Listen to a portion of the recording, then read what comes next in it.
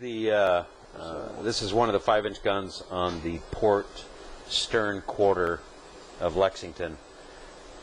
These right here are the degaussing wires that run around the ship for anti-mine. Oh, I see one. And you can see the rifling still in the barrel of the gun. Right there, Lexington. Where? Right there. I can't see where you're pointing. L-E-X. Oh yeah, stamped into the steelwork. Good eye, Rudy.